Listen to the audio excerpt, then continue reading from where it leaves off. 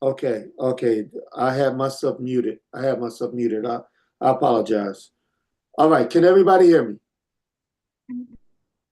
Yes. Yes, I can hear you now. All right. Shalom, shalom, shalom. Okay. I I enjoyed the fellowship on yesterday. But I was troubled in my dreams and sleep about some things. And I'm not going to touch on it until I speak with my chief rabbi about it. And let's just say there's some things that I will not compromise. I'm not going to compromise about it. And I'll leave it at that.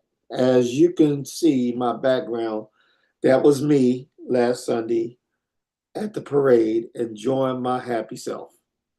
And I enjoyed myself. All right. But I want to focus, I'm going to get right in tonight. We call this is a do-over because I really was not comfortable teaching the class efficiently, dealing with the internet issues that I was having. I spent almost 3 or 4 hours changing every password concerning my email accounts. And because let's just say I'm getting older and I'm starting, I need to write things down. I need to write things down. So um, that being said, I want to say Baruch Atah to the house of Yosefyisrael, and we praise the Almighty for every last one of you. Okay. We praise Almighty for every last one of you that have heeded the call to come on. I am called to teach and give information. Because of the times that we are living in, we are living in drastic times. And so we need to understand the importance of knowing what happened in the beginning. I'm going to ask my daughter, Rabbi Dr. DeBoer, Makeda DeBoer, I got to show her how to put up her married name, Rabbi Ahimi. Ahimi, is that how you pronounce it? Ihimi? Or is it Ahimi? Ahimi. Ahimi. Okay. Ahimi. But I'm sorry. I'm having this these things running on my ceiling, and I'm in my What's running? Mice. Are they inside your wall? Yeah, the drop ceiling. I was like, Okay. what is that? Sound like it's gonna come. Well, you know what? Let me share this with you. It's an attack of the enemy because that's not funny. That's not funny, son. I just killed one. I assassinated. Okay. All right. Oh, So well. Satan, we bind you in Yeshua's name. We command Name. Mickey Mouse to go on back where he came from. All right. I'm going to encourage you to get yourself a big old rough cat. Oh Lord, help us all. All right. Shalom. Okay. Shalom. So you know, some glue traps with peanut butter. I just assassinated one today. I caught him and I grinned my teeth at him. And I said, no more squeaking for you. I put him in a bag, took him outside, and I assassinated him. So I'm proud of myself. Anyway, we didn't come on here to call y'all to talk about mice. Hallelujah. Everybody, that's Rabbi's fault. She took me into that. But anyway, we need to talk about the beginning. Now, can you be a little not distracted by Mickey Mouse and open your notes, and let's just let's go over what we've been talking about. Okay, sure. I then went into a new book. Give me a moment. Let me go to my old one. I was starting fresh today. This is a do-over, so okay. Give me a And moment. as she's looking for her notes, as a reminder, the class is $150.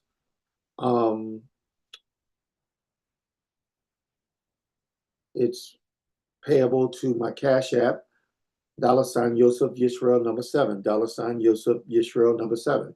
It's get ready to get intense with the information.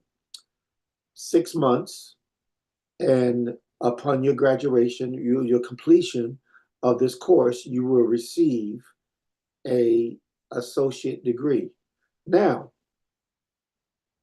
I may ask you to do a thesis, a 1,000-word thesis, and that could, or 1,500-word thesis, which is basically a paper, a writing paper that you can type on Word and submit it, and based upon the information, it could equal to a bachelor degree in theology. All right.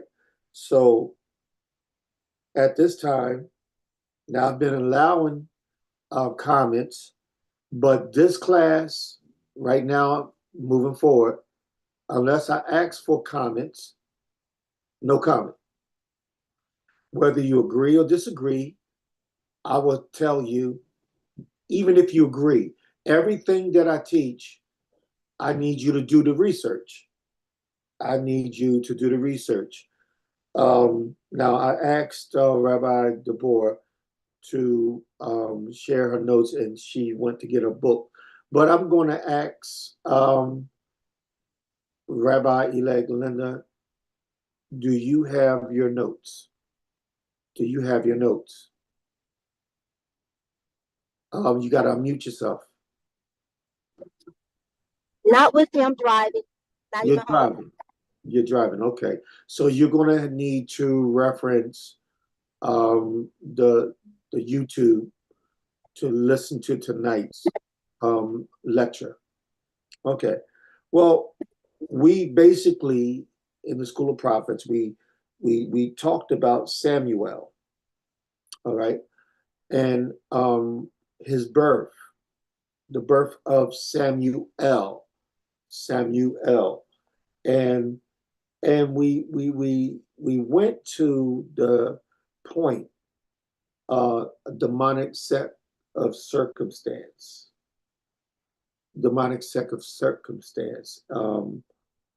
and how his mother, Samuel's mother, the point is how Elohim uses a demonic set of circumstances to push us into prayer.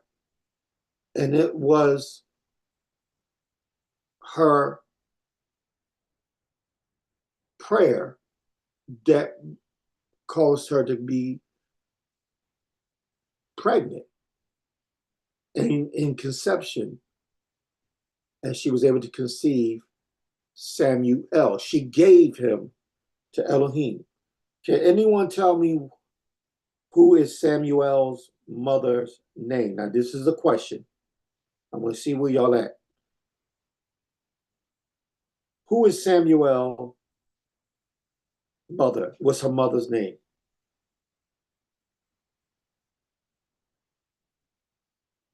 Hannah. Okay. Hannah. I can't find my book. I'm sorry. That's okay. We're going to keep it moving. Hannah, can anybody tell me who she was married to? Hannah's husband. What's his name? All right. Let me give it to you. Oh, go ahead. I think his name was Elkanah. There you go. There you go. Elkanah. All right. Now, what does Hannah mean?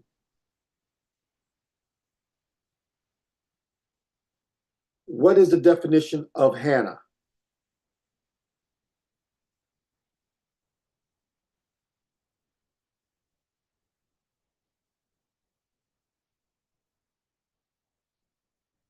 Okay, let me give it. Hannah, and this is going to be important. Hannah means favor or grace in the Hebrew. It means favor. Yahuwah favors me. Why? Because she was at a place where she was in pain because she could not give birth. She was sterile. She couldn't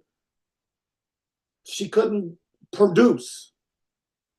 Her prayer pushed her into a place of divine favor.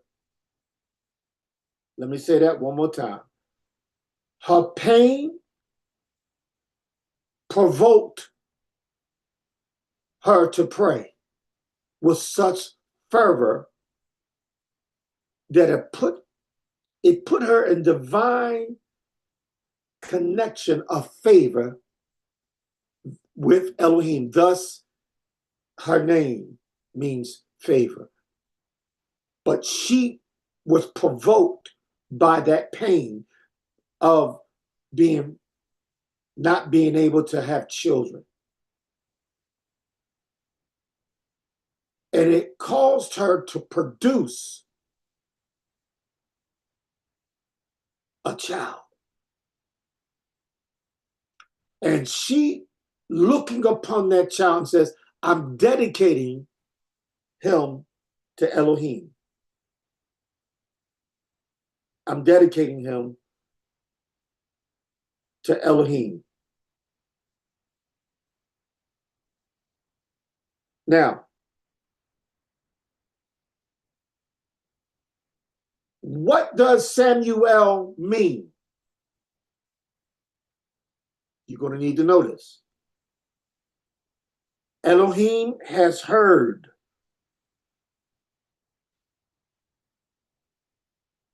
Or the name of El. Samuel. Meaning Elohim has heard. Because right in this class, I'm not going to use the name God. No. Elohim has heard. Elohim has heard. Elohim has heard.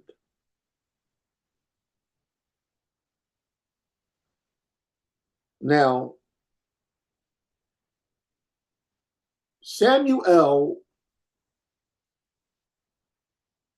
when El called him, He was in the temple under the ministry of the priests, and Elohim calls him, Samuel, Samuel. He gets up and runs to the priest, thinking the priest called him. He said, no, go back to sleep. I didn't call you. Why didn't El say, it's me, Samuel? You know why?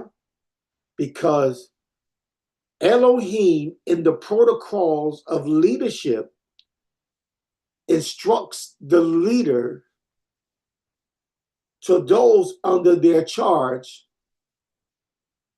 When El calls, your response is, here I am, not automatically go to a human. What am I saying? Those of us that are called in leadership positions, as in the rabbinical offices, whether it's in the shaliats, which is apostle in the Hebrew, the prophet, which is the word, and we talked about the word nabi and seer, the two definitions, the nabi and the seer. And we talked about the many manifestations and the types of prophets, but two biblical definitions or types, two types, many manifestations, two types, nabi or seer. Nabi or seer. Samuel was a seer, but coming up and being trained under the priest, he did not know the voice of Elohim. It was the priest's job to teach him to put yourself in a position by saying, here I am, speak El.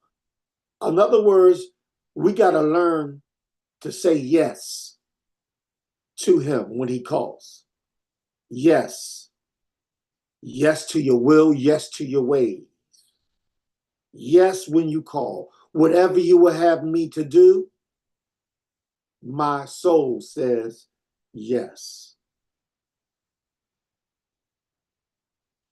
Yes, sometimes is painful. Your yes may cost you, but it doesn't matter. If you're going to be effective as a prophet, the first methodology in developing in the office of prophet is obedience. Fine-tuning your ear by, number one, saying yes.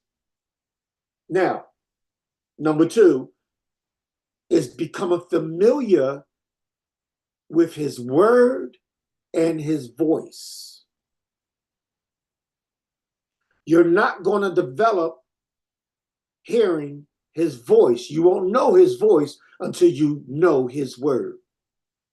Thus, the priest was instructed to teach Samuel Yah's word.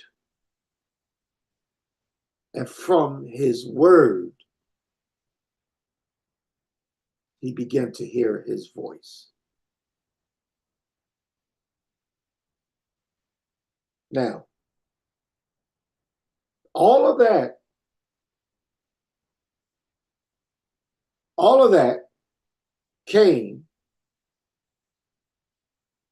because of a demonic set of circumstances, suffering,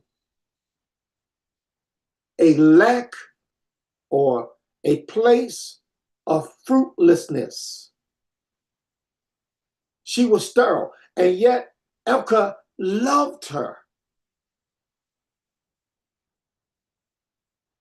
Elka loved her. He loved her. He loved her more than his other wife, Scripture says. He favored her more.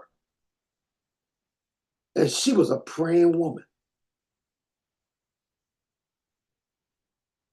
She was so, there was something about her that she knew if she poured her complaint out, if she cried, El will hear me and move on my behalf. Don't y'all put anything else over prayer. Can I say that one more time? Never put anything above prayer. There's nothing more important than prayer. From prayer comes the productivity of ministry. From prayer comes the productivity of ministry. You're going to need to remember this. From prayer comes to prayer. Well, how does prayer makes ministry productive? Because in prayer, I'm pouring out my complaint, my petition. I'm plowing the progress. I'm plowing my progress. I'm plowing. What I mean, I'm digging out. I'm uprooting. I'm planting. You, in order to plant, you gotta dig. I'm uprooting the soil. I'm removing the rocks so that seeds can be planted and a harvest can come. There's a lot of things. Prayer uproots, prayer digs out.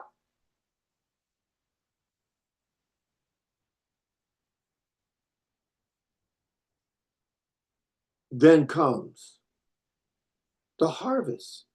But it comes through digging, uprooting, planting, watering. Prayer does all of that. And in prayer, there's a moment when you stop talking and you begin to listen. If you're hurting, yeah, get your petition out. Bring your petition.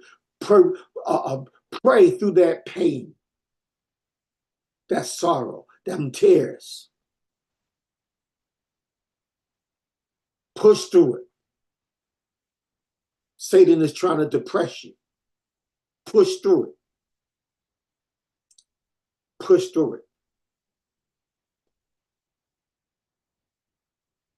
And through the uprooting,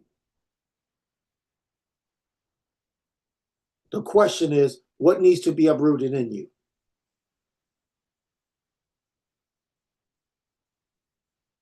This will be important for you to remember. There must be no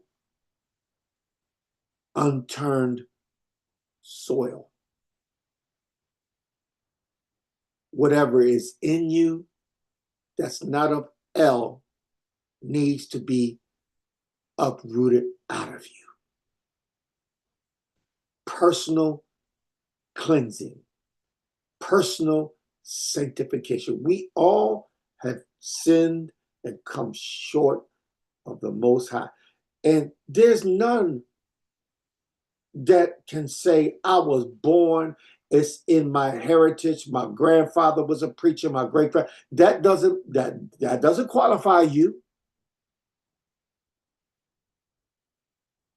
You're not going to hear his voice because of legacy, because he spoke to my grandmother, he spoke to my grandfather, he spoke to my uncle. That don't mean nothing. He's not obligated to speak to you. You're going to have to do some plowing. You're going to have to make room. You're going to, in other words, whatever is in you needs to get out of you. if it's not pleasing to him. So prayer is the plowing. Father, whatever is not right, whatever is unclean, whatever displeases you, whatever is causing my ears not to hear, take it out of me. Sever the civil line lay cord. Cut the civil line lay cord. Whatever was generationally connected to me, LL, cause it to be broken and severed. Cut the cord in the name of Yeshua. See, those prayers, we need to be provoked to pray those prayers so that as we plow our field, whatever is not of him, whatever unholy seeds, whatever unholy connection, generational ley line cords, cut them now in Yeshua's name. I don't want to continue in a legacy of witchcraft, sorcery. Cut those cords, Father, in Yeshua's name. So prayer, repentance, plowing in repentance, plowing in the price of deliverance. Forget theology, forget understanding theological concepts. I need to make sure that I'm fit and I'm right. I need to make sure. What happened to my screen here? Somebody messing with my screen? That's got to be that son of mine's in Baltimore. That's okay. I'll let he Karate King. That's the Karate King. I let him get away with it. But whatever is not right in me is. If you're going to develop as a prophet, it must be personal deliverance. I'm not trying to prophesy. I don't want to become a prophet to profit. I don't want to become a prophet, Prophet, to profit, Profit. Now, how many of y'all remember me calling out the false prophetess Celestial? How many of y'all remember me standing by myself saying she's not of Yah? And I said some more stuff. Y'all remember that, right? Now, all of a sudden, all these people with ministries now hearing, oh, Yah told me she's a witch. Yah. Oh, really? Really? I wonder. Did y'all hear it from me and just didn't want to give me? And I'm not speaking things to get credit. I've been sounding the alarm, in other words. When everybody was praising her and saying she was of El. The point I'm trying to make is sometimes you got to plow in a field when people don't agree with what you are plowing through and unearthing. The first thing that needs to be unearthed is your life. But you need to understand that your ministry is going to unearth other people and other things that are not of El. So that means you're going to have to be one that's for truth, produced by truth, in truth, and only speak truth. Do you understand what I'm saying? Now, class, I want to share something. And this is of no disgrace. This is of no disgrace or debate. But this, y'all paying for this class, correct? Y'all paying for the class. I told y'all it's $150. And so therefore that's your hard-earned money. You're paying for this, right? So you need raw knowledge, correct? You need raw knowledge. So I'm going to throw something in there, and I'm gonna let it marinate, and I'm gonna have a conversation with y'all once I get the clearance from my chief rabbi. But there are some holidays, holy days that we call holy days, that's not biblical. It's of Ashkenazi origin. Okay? I got to plow in this area. And this school of prophets is not going to teach you to go along with any Jewish mindset. We are not plowing in that field. We are not in Ashkenazi mind. We will not reference or base our teachings off of the Zohar or any of those of Ashkenazi literature. We will not do that. It will strictly be the scriptures of the Sefer, as well as Yah spoke and said, pour from the 40 years of experience I have had. So going back, we just dealt with the plowing, the plowshed, those who have to plow. Hannah went to the temple, and what did she do? Through prayer, she was plowing. She was uprooting bitterness. She was uprooting anything that would have hindered her petition. And she was so intense in her prayer that the sound of her cry wouldn't even register. It looked like she was just talking, like she was drunk. She was drunk with pain and passion in her petition. Drunk with pain in her passion and petition. She was drunk in her pain with prayer in her petition. Her passion, because it was painful. And she plowed. And what did the priest accuse her of being? Intoxicated by yayin, or what we call wine. And wow, I drank all my yayin from yesterday because I was really celebrating. But anyway,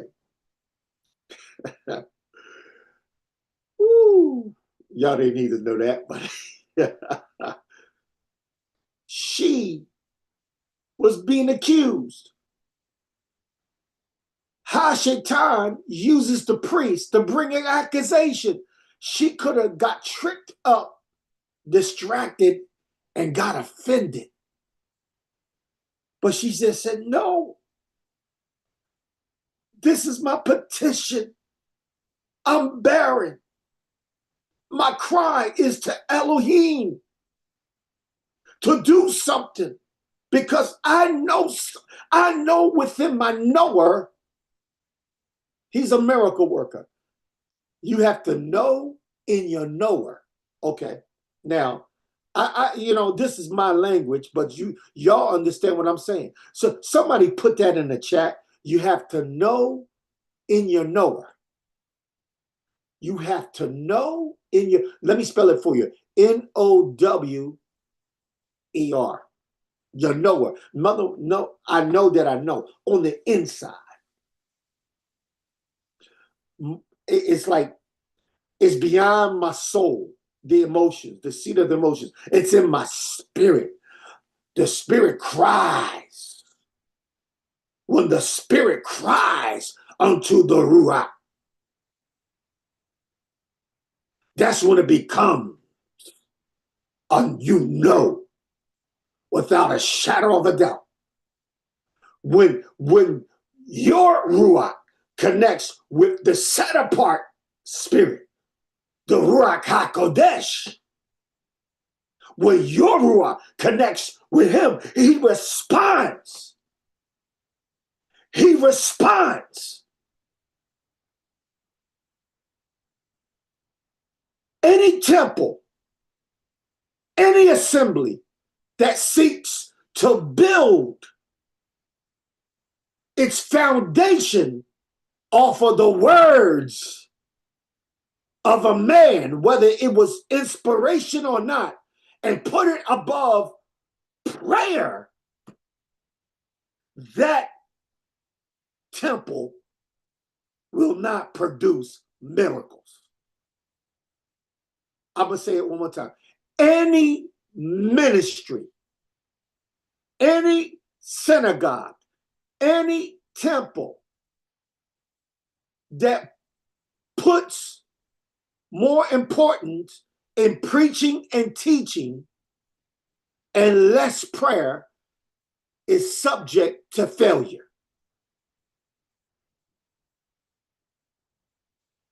Any temple, any synagogue that puts teaching and preaching above prayer is subject to failure. Write that in your notes.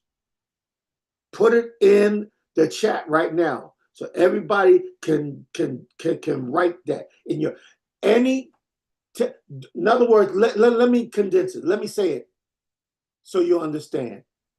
Do not put preaching, prophesying, teaching above prayer. Prayer has to be the foundation from which the word rests. Uh-oh. Wait a minute. Hold on. Wait a minute. Samuel was in the temple. He was under a teacher. Yahuwah spoke. Yahuwah communicated. But Samuel didn't know how to respond. He went to the priest 3 times. Finally, the priest gave him the correct instructions. When he speaks, just says, "Here am I. I'm listening. Speak, El."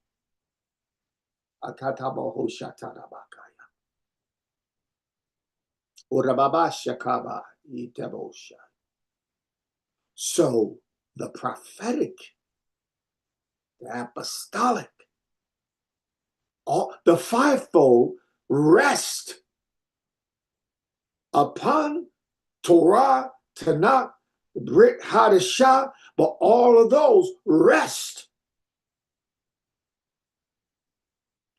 through prayer.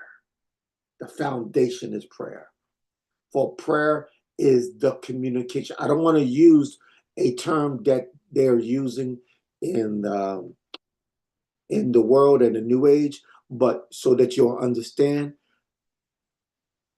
prayer is the only portal to the throne, to the very heart of Elohim. How many of you understand what I just said? Prayer is the only portal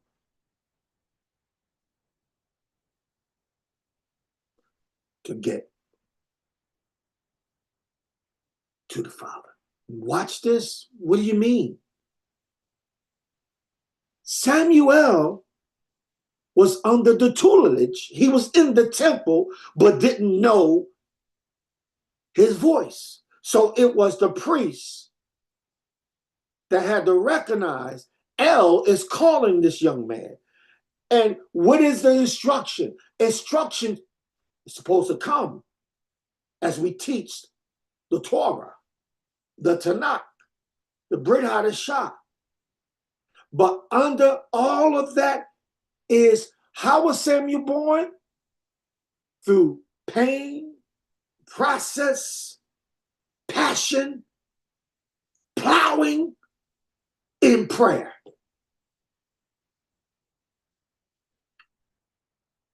And all of it came from a demonic set of circumstance. A demonic set of circumstance. So everything that I have shared with you tonight comes under that chapter, demonic set of circumstances.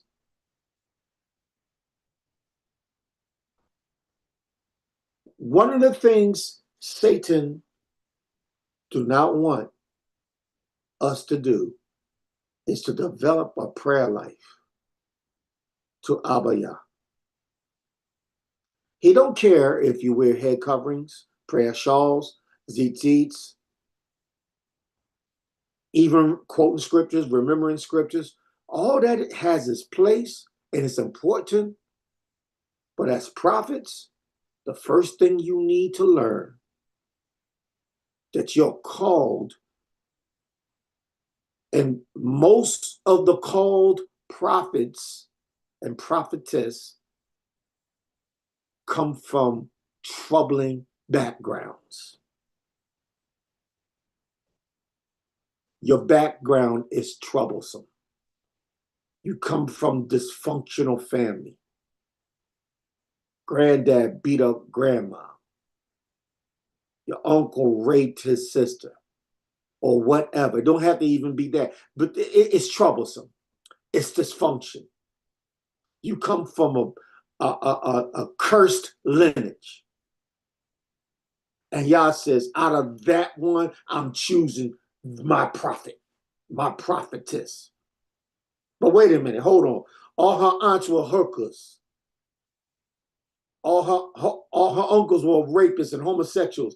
And the father was a drunkard and the mother was a prostitute. It doesn't matter. He chose you before the foundations of the world. He looked in past eternity and said you were going to be his mouthpiece. Didn't matter what sins and curses your bloodline will come through. In fact, he delights in taking messy people and fixing them up to bring his message.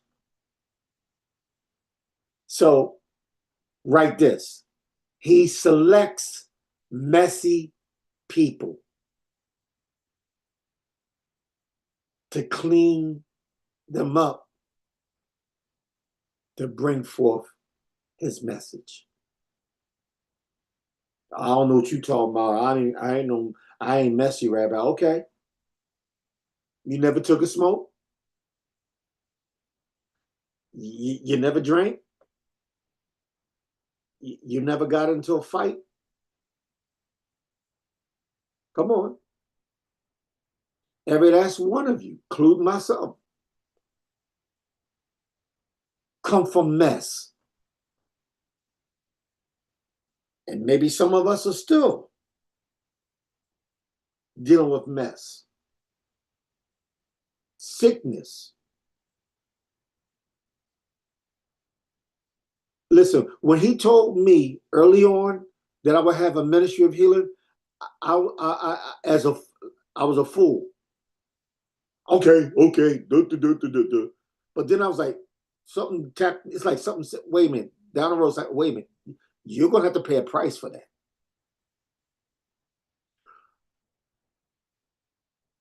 Meaning I'm going to have to deal with sickness.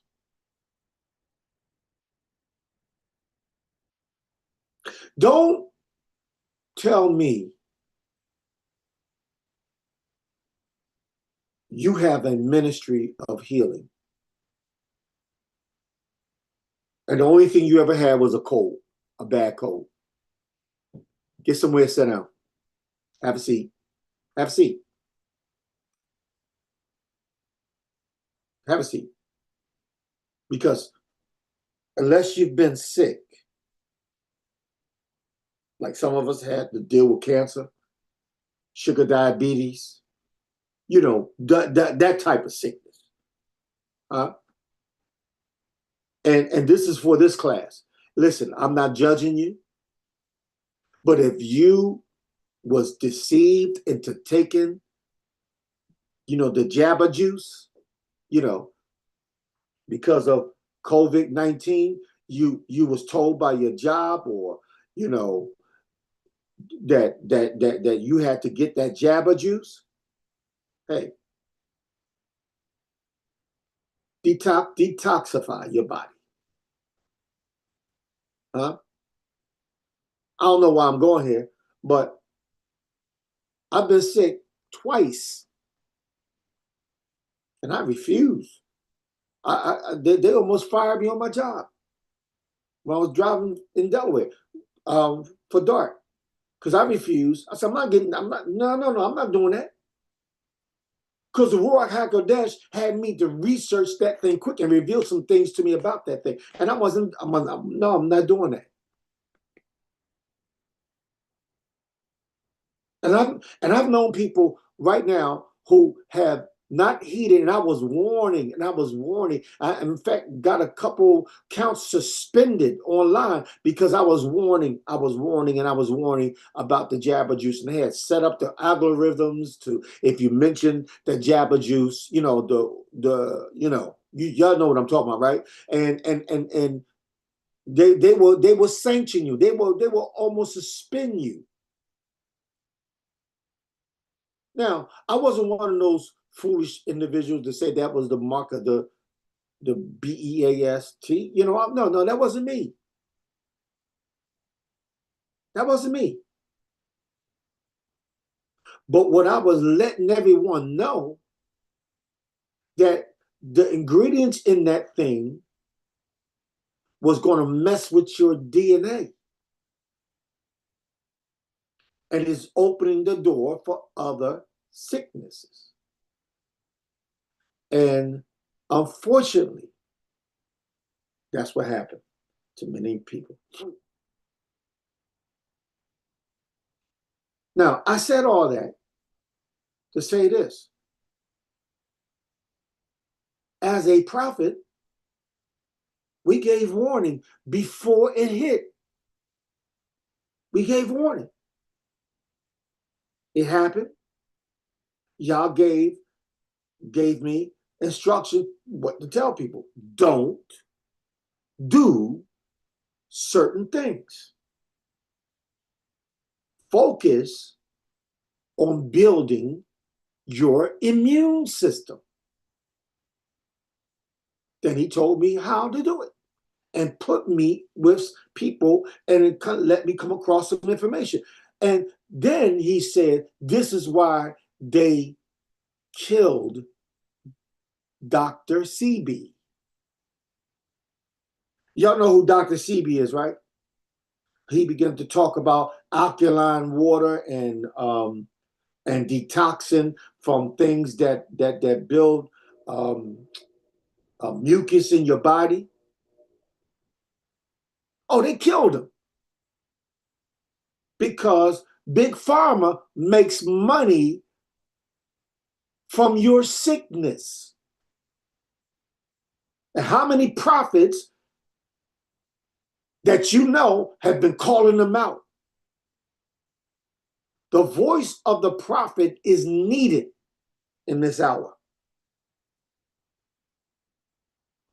to come against governments, religious institutions, unholy practices, things that are blocking people from getting into a relationship with Elohim. This school of prophets is going to accurately teach you the foundation of the prophet. And what is that prophet's foundation? First of all, the foundation is dug personal deliverance through prayer, repentance,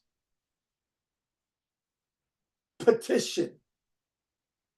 It's me, oh Yah. I'm in the need of deliverance. I'm in the need of healing. I need my ears to be unstopped because I need to hear you. Watch this. Type this in the chat. I need to hear you on how to handle these demonic set of circumstances.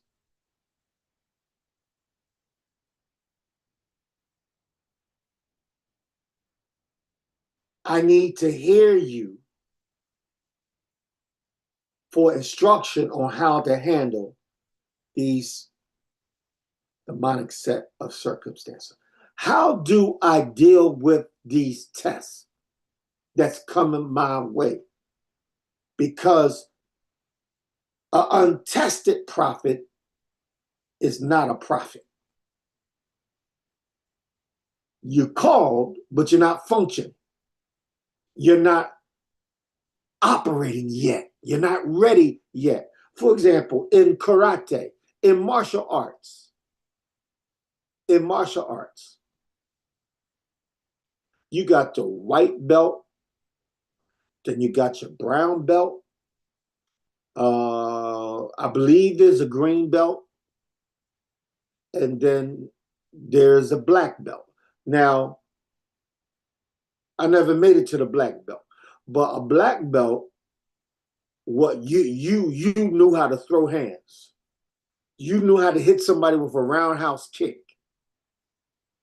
Your hand game was tight. Am I correct, Rabbi Dr. Yehuda Benjamin Yisrael from Baltimore? Am I correct? You know, because coming up, my age, we all used to watch Bruce Lee. And how many of you, my age, got cussed out by your mom because you broke her mop stick, right? And then you went and got a chain and nailed chains to one end of that stick and the other. You made yourself some nunchucks because you saw Bruce Lee and Enter the Dragon, how he and how many of you clobbered yourself, bust yourself in the head? Hello. It's wonder I'm conscious to this day. You know how many times I knocked myself in the head trying to do them, y'all know, the nunchucks. Bruce Lee was the man. Chuck Norris, who's still alive. Jim Kelly. I was into martial arts. I said all that to say this. You had your white belt. What? Okay, Dr. Yehuda Benjamin Yisrael, I know you're listening. I need to ask you a question, son, because I'm trying to make a point. So I want to make sure that I'm saying the right things. Can you unmute for a minute, son? And because I have a question to ask you. Yes, sir. So it's the white belt, it's the beginners, right? Yes. And what's the next level? What color belt? In some schools, traditionally, it was white, blue, brown, and then right. black. White, blue, brown, and black. Then black. Yes. You didn't have no white belt going challenge anybody, especially a black belt. You was not going to challenge no black belt. No, you wasn't. Because he would have just laughed, he or she would just laugh at you. And you go high. And all they had to do was one move. Like, I'm just going to say this. You know, of course, I'm old now. I ain't going to try that. But I knew how to sweep your legs out. Okay? I knew how to sweep your legs out. Just what? Because they taught us. And you know what else about karate? Is that you had to be physically fit. I remember we had to do push-ups on our knuckles. That's right. I remember we had to be disciplined. Long gone them days. You know, people don't want to, you know, they say, hey, I don't know kung fu, but I know gun fu. Oh, that's another topic for another day. The point is, there's levels. I brought that up because there's levels. A white belt, blue belt, brown belt, green, blue, and black. When I'm finished with y'all gonna have some black belt in the scriptures, in prophecy. You're gonna know your stuff. To be honest with you, I don't even know why Shalek Kakaya Ben Yehuda is, because quiet as kept, he's a master prophet. And I'm honored that he yet said, I need to come. I'm like, okay. The point is, a master prophet don't begin in understanding theological concepts and in the Hebrew and the Greek and all that. No, it is communication, prayer. Don't tell me you're a prophet and you don't have a prayer life. And one of the things we're going to teach you in the do's and don'ts is don't flow in psychic power. Don't get caught up when the gifts start operating. See, once you have plowed out that soil in your life and Yahuwah drops his word in your soil and you become, watch this, fruitful. Listen, let me explain this. It's very important to understand this process. Fruitfulness. Fruitfulness. Do you have fruit? What do you mean fruit, Rabbi? Do you have love? Do you have joy? Do you have perfect shalom, peace? What did the fruit of the Ruach HaKodesh, what did the fruit of the Ruach that Yeshua say? Love, joy, peace. Come on, talk to me, y'all. What are some other fruit? Suffering, long suffering, temperance, gentleness, goodness, temperance, self-control. Come on.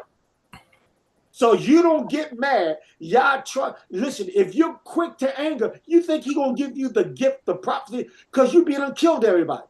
I curse you. Okay, let me give you an example. Elisha. I love this story. Elisha had a bald head and a group of undisciplined children.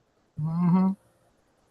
Going up, you bald head. Look at that bald-headed monkey. Look at him. And Elisha got mad and turned around, pointed his finger, and what does the script says he did? He cursed them. He told them What did he do? He cursed them. The power of a prophet is no joke. You got to be careful because you have the ability to charge atmospheres,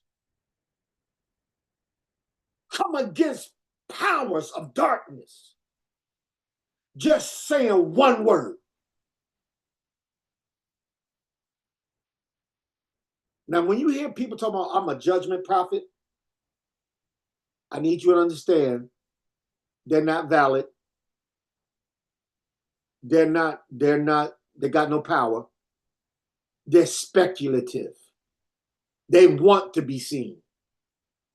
A judgment prophet wishes he or she didn't have that assignment. That is nothing to brag about.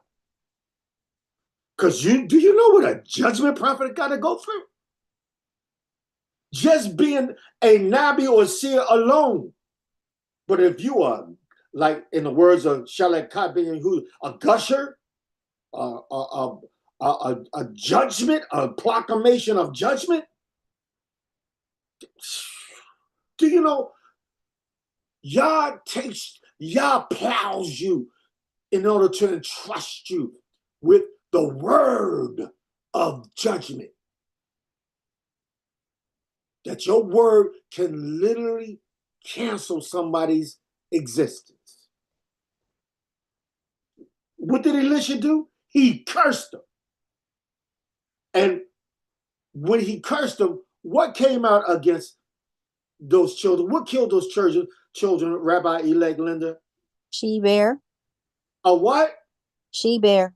Not a he-bear. She-bear. A what? She-bear. A she-bear responded. Why wasn't it a he-bear?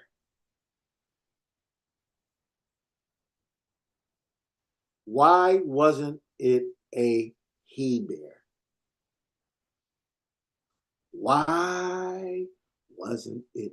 It literally says a she-bear. You know why?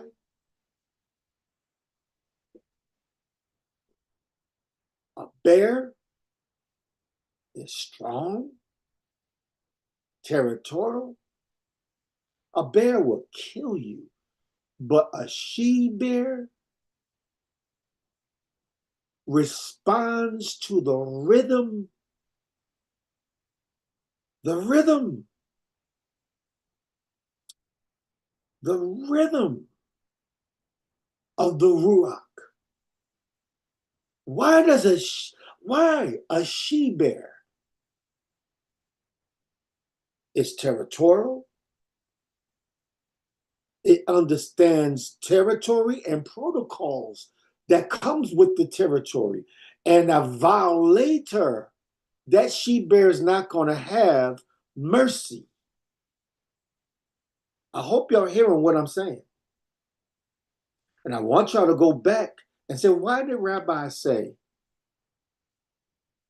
a she-bear responded to the judgment of a prophet? What does that mean? I want y'all to research that. I want y'all to research that. Because you will discover the importance of being in rhythm with the Ruach HaKodesh. And that rhythm is only fine-tuned when your soil is dug out and the offenses and civil line lay cords are cut short. In other words, no witchcraft here. No, you will not use me to be a warlock. You will not contaminate my gifts. You will not mess up any anointing upon my life and contaminate it and cause me to go into witchcraft when I was called to be his servant and speak and declare the Most High. I cannot be bought. Okay, there was a prophet that was bought. Do you remember when a king was trying to buy this prophet and trying to pay this prophet to curse Yosefyisrael? Who was that prophet's name? Somebody say it, please.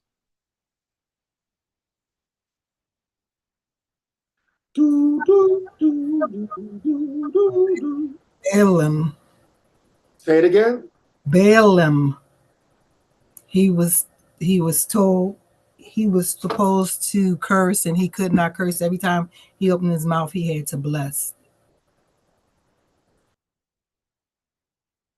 But what did he wind up doing? Telling the enemy how to cause Israel to sin against their El. Prophets, hear me.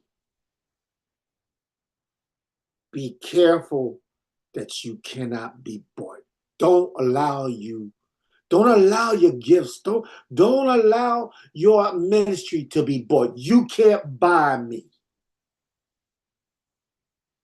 Well, if you come preach for our LGBTQ service day, we just want to put you on a flyer and just come speak.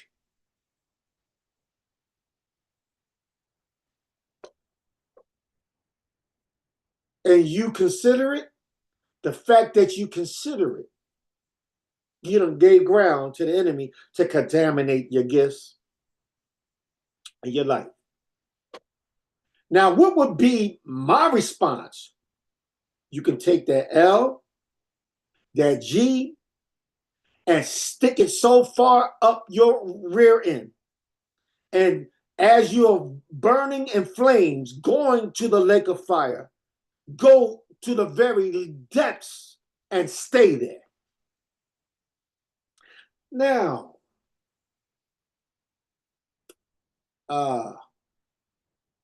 something just popped up and said this meeting is being transcribed. What does that mean?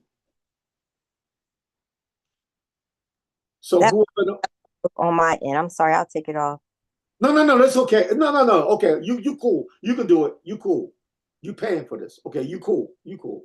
I just wanted to make sure AI wasn't snitching on me because I'm throwing hate.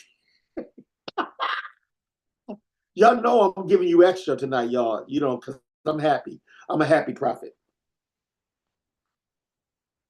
You don't preach for money. You don't prophesy for money. You know how many people, I get nervous when people say, well, what is your honorarium?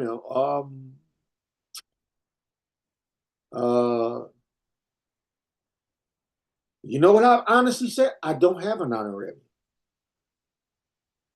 But you need to understand, if you get up there and say, we can't pay the preacher, but here's a token of our love, and you give me 50 cents, I'm going to curse you out. I'm only kidding. I'm only joking. But that has happened to me. As a matter of fact, one apostle turned around and said, I'm not giving you nothing. After I preach, pray, prophesy, and cast devils out, he had to turn around. And guess what?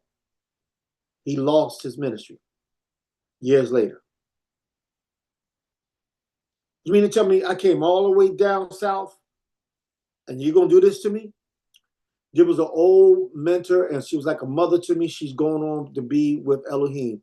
She went all the way to Houston, Texas to preach from Philadelphia. Got on a plane on her own. Put herself up in a hotel. Went to this assembly and preached. I said, okay, you're telling me this because of what? He said, do you know what they gave me in the offering? What? $100. I was like, wait a minute. So you left Philadelphia on a plane. That's an expensive ticket. You went to Houston.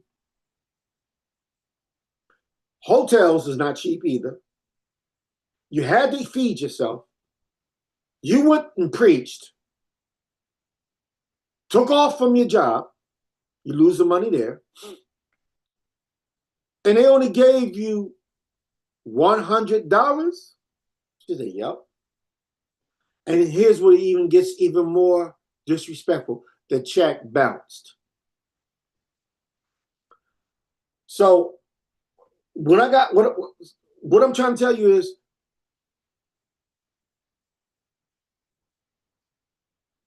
while we don't preach for money, Pray about your assignments. Because not everybody is privileged or should be privileged through the anointing that's upon your life. You don't let nobody dishonor you. Now, I have gone to places, and I know they were struggling. There's been times where I've given back the offer. I don't put a price on the message. But you know what I watched these son of a Simony Sams in Philadelphia do?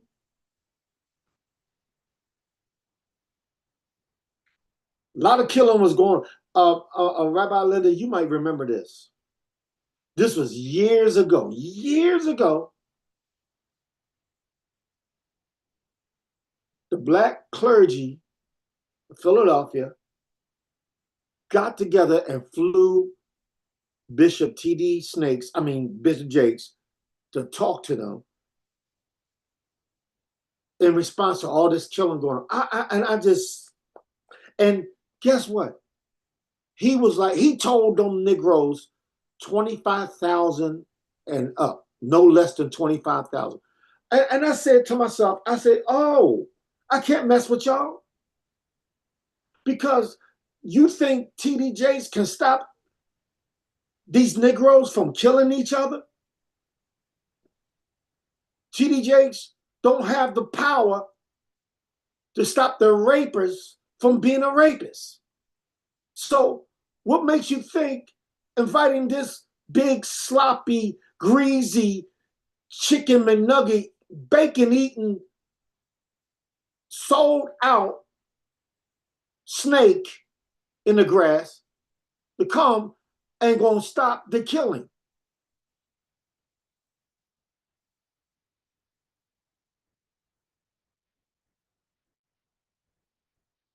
You know what? Let me end this on my live stream, because I'm going to give y'all some juice.